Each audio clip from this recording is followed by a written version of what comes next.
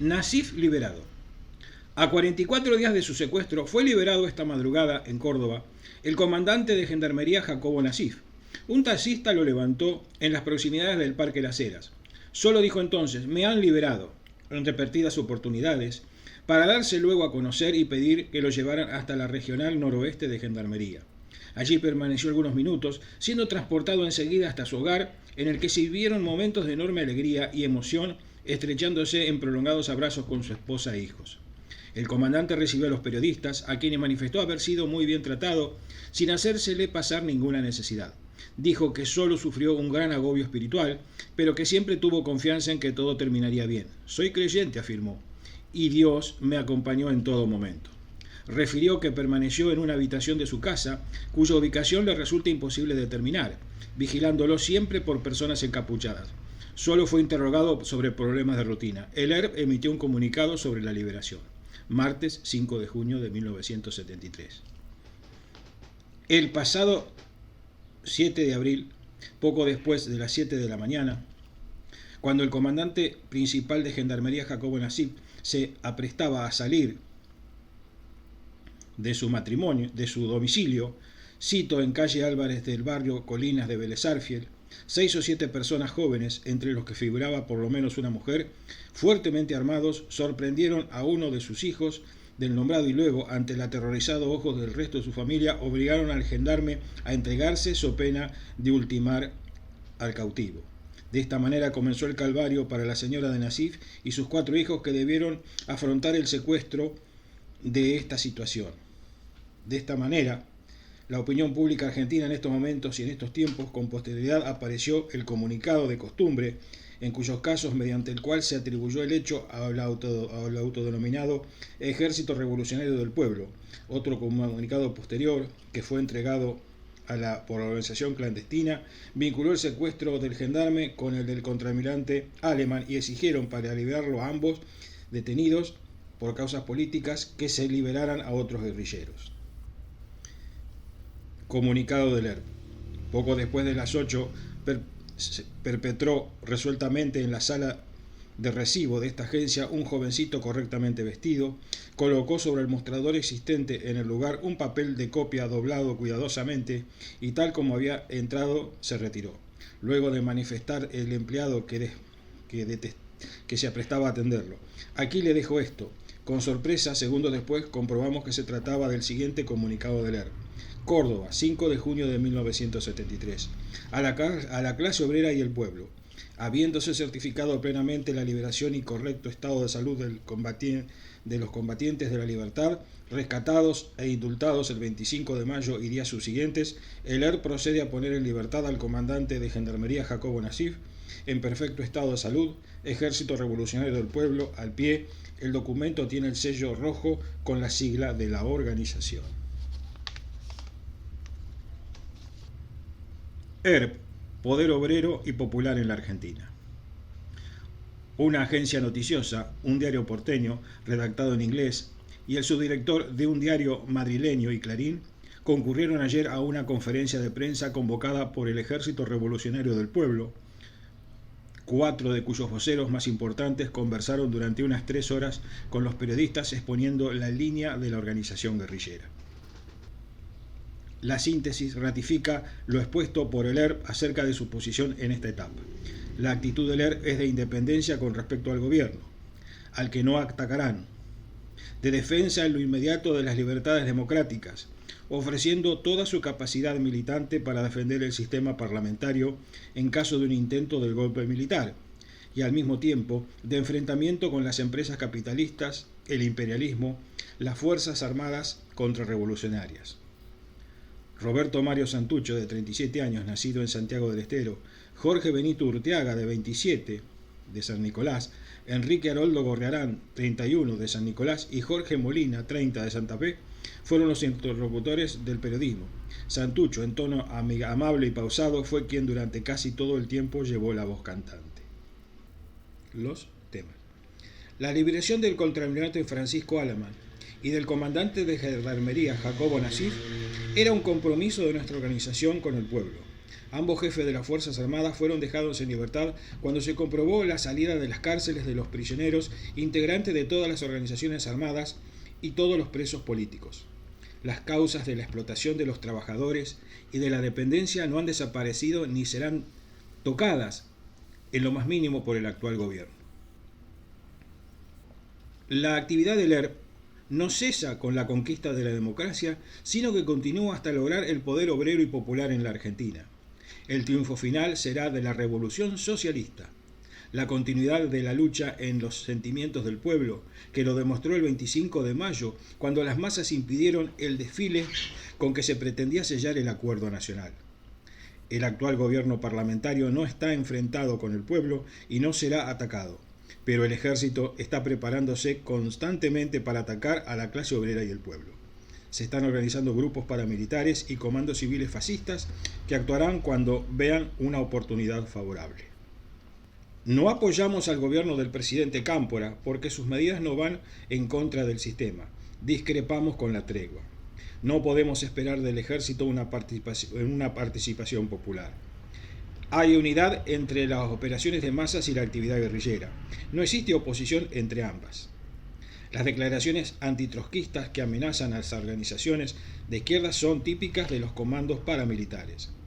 Están convencidos de que el uso del nombre de la organización peronista es falaz. En tal sentido, el Ejército Revolucionario del Pueblo confía en la unidad de las organizaciones guerrilleras y en esta solidaridad con las fuerzas revolucionarias y progresistas intermedias del peronismo y otros sectores.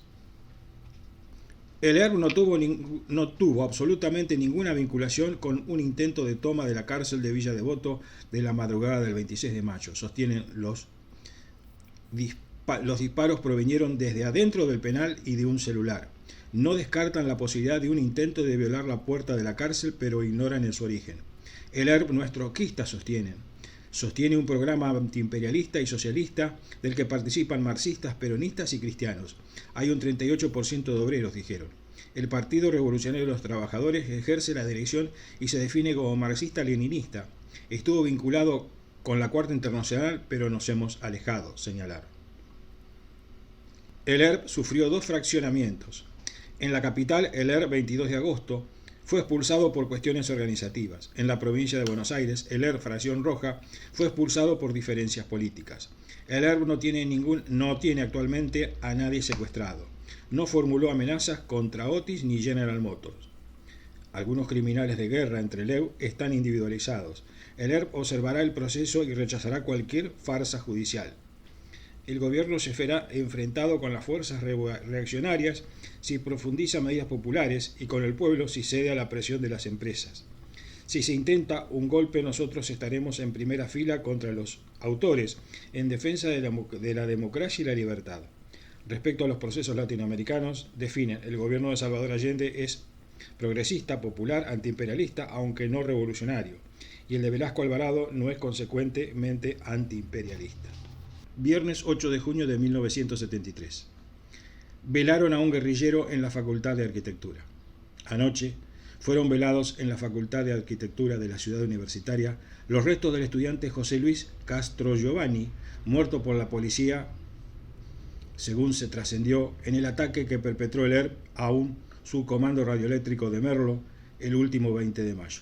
El acto había sido autorizado por el arquitecto Alfredo Ibarlucía, delegado interventor de esta casa de altos estudios, desde hace menos de una semana. Esto, según algunos comentarios recogidos en el lugar, tendría relación con el hecho de que la organización subversiva haya mantenido el cadáver durante casi 20 días en lo que sus miembros llaman cementerio del pueblo. Se supone que habrían aguardado la intervención, dijeron, para asegurar la autorización del velatorio en la facultad. Grandes carteles contenían leyendas alusivas al muerto. Para los revolucionarios hay 2 caminos, el triunfo o la muerte. Mono, hasta la victoria siempre. Mono era el seudónimo de Castro Giovanni. Estaba presente, además del ERP y de su brazo político, el Partido Revolucionario de los Trabajadores, el Frente de Liberación Secundaria, Vanguardia Comunista, grupos de estudiantes, revolucionarios, Tupac, Partido Comunista Revolucionario, todas las organizaciones de izquierda. La Juventud Universitaria Peronista explicó en un cartel las razones de su no participación en el velatorio político. No avalaremos hechos políticos que produzcan los sectores que no hayan comprendido claramente los objetivos del gobierno popular, ello a pesar de reconocer al compañero mono como combatiente. El féretro cerrado estaba cubierto por una bandera celeste y blanca con una estrella de 5 puntas en rojo. Varios compañeros habían ido a despedirlo, mientras que por el recinto algunos jóvenes se paseaban vigilantes con distintivos del ERP en el brazo.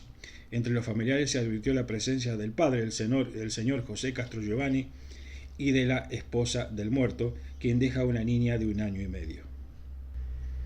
El señor Castro Giovanni, policía retirado, expresó que su hijo era muy bueno, un tanto introvertido. Francamente agregó, no me explico su muerte. También dijo que hacía mucho que no sabía lo que hacía, pues mi hijo era un hombre de 27 años. Se había previsto un velatorio que duraría por la noche. Pero pasadas las 22, los presentes, unos 1000, se retiraron casi en su totalidad. Después de medianoche, una ambulancia retiró el féretro para trasladarlo al domicilio de los padres del miliciano. Recién así, la familia podrá dar comienzo a los trámites legales que permita constatar oficialmente que el cadáver pertenece a José Luis Castro Giovanni. Sábado 2 de junio de 1973. Conferencia de prensa de un guerrillero en Tucumán. 2 liberados por recientes amnistías e indulto, el contador Juan Manuel Carrizo, uno de los principales dirigentes conocidos del Ejército Revolucionario del Pueblo, ERP, y el sindicalista Antonio del Carmen Fernández, también apresado por acciones guerrilleras, ofrecieron una reunión de prensa y el primero dijo que no habrá tregua para el ejército ni para las empresas imperialistas, ya que, sostuvo, que la reconstrucción nacional es imposible por el camino de la paz. No habrá, en cambio, ataques al gobierno del doctor Cámpora mientras no ataque al pueblo. Especificó Carrizo, que retornó a su provincia natal, que la policía estará comprendida en la tregua porque depende del doctor Cámpora, no así del ejército que considera independiente del gobierno. Afirmó que la acción del ejército contra los trabajadores empezó en la semana trágica de la Patagonia y termina con muchos militares de hoy, como el general Sánchez, que torturaba personalmente a los combatientes.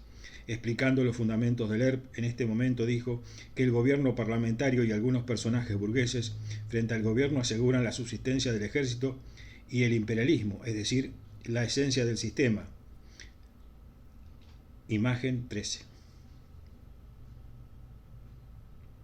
Negó enfáticamente que el pueblo se hubiese pronunciado el 11 de marzo contra la guerrilla y citó como ejemplo las movilizaciones para arrancar a sus presos de la cárcel sin esperar que el gobierno cumpla con lo que había prometido.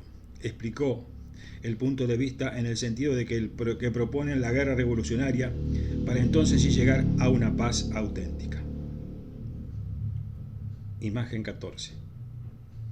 Por su parte, el sindicalista Fernández, es dirigente del Ingenio San José, que estuvo encarcelado por acciones de la guerrilla, afirmó que la juventud peronista revolucionaria no tomó el poder por el gran aparato que montó la burocracia peronista y que la conducción de la CGT Nacional no es clasista.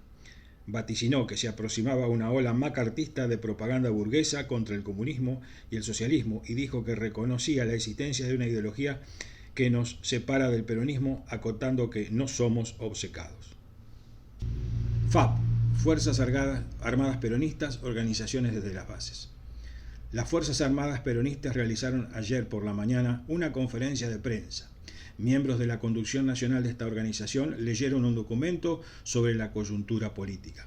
Después respondieron las preguntas de los periodistas presentes, entre estos hubo uno de Clarín.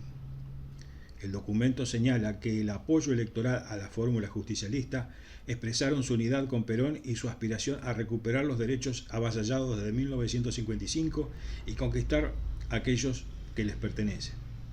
Indican que la experiencia desde 1955 les ha enseñado en cada triunfo y en cada fracaso que para lograr una patria sin explotadores ni explotados no alcanza con depositar nuestra confianza en nuestro líder, sino convertir esa confianza y conciencia de clase explotada en organización y fuerza capaz de enfrentar al enemigo y derrotarlo. Es más, agregan, su liderazgo y conducción de conjunto del movimiento hace irrenunciable para los trabajadores esa tarea. El texto señala que la FAP es la construcción de la patria socialista a través de la toma del poder por la clase obrera y el pueblo peronista. Define al socialismo como la eliminación de todo tipo de explotación y la destrucción de la sociedad capitalista. Afirma que no aceptarán algunas de las reformas que nos van a proponer los que quieren disimular la explotación con algún aumento de salario o beneficio social. Caracterizan al gobierno como popular, pero indican que lo seguirá siendo si es consecuente con los principios de la liberación nacional y transfiere paso a paso el poder a los trabajadores. Señalan que el desplazamiento de la dictadura no implica haber llegado al poder. El verdadero poder, el de las fábricas, las tierras, el dinero, las armas, sigue en manos de los explotadores. Agrega que dentro del gobierno están también o inciden los viejos enemigos de la clase obrera. Anuncian que apoyarán las medidas que respondan a los intereses obreros y populares que adopta el gobierno desde las armas en las manos, en las luchas y en las calles. Exigirán al mismo tiempo sus reivindicaciones impulsando medidas de lucha no solo en el plano económico y social, sino político, eliminando el poder que ahora tienen los monopolios y las fuerzas armadas, la oligarquía y la burguesía. Para ello planean la organización desde las bases, tomando como eje los intereses históricos de la clase obrera. Plantean la recuperación de los sindicatos para los trabajadores con direcciones representativas de las bases. En el nivel barrial y en las villas, exigir cesión de tierras, construcción de viviendas y abaratamiento de la canasta popular, transformar las actuales organizaciones en organizaciones de decisión popular. En las áreas rurales reivindican los derechos del indio, exigen la expropiación de tierras y medios de producción y se proponen fortalecer las organizaciones de bases rurales e indígenas. El documento enumera 7 operaciones de la FAP realizadas entre abril y mayo, que incluyen 3 ataques a edificios, una recuperación de explosivos y un ataque a Jaime Giné en Córdoba y la muerte del titular de ESMATA, Dirk Klusterman. En el diálogo posterior señalaron que el discurso de Perón del día 21 no respondió a las expectativas de los trabajadores. Explicaron que ello se debía a que la burocracia impidió el contacto del líder con su pueblo, manifestando que cada avance se había producido a través de ese contacto. Dijeron que esperaban que sin cerco en el contacto con el pueblo. Perón dirá las palabras para los trabajadores que los esperan. En el plano militar señalaron que el enemigo no ha desaparecido y que está acumulando fuerzas para repetir 1955 y que seguirán atacándolo a medida que demuestre su cara. Indicaron que sigue la guerra contra los asesinos, los verdugos, los burócratas y los acaparadores, en contra de todo lo que obstruya la organización por la base de la clase obrera. Afirman que la existencia de una organización propia y representativa de los intereses de la clase obrera es la garantía para que Perón encabece el proceso de liberación nacional y social.